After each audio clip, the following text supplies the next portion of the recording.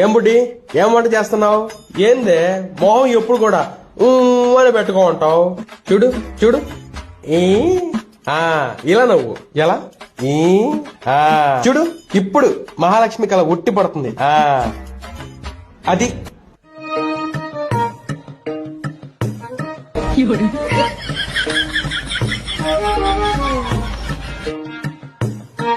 人。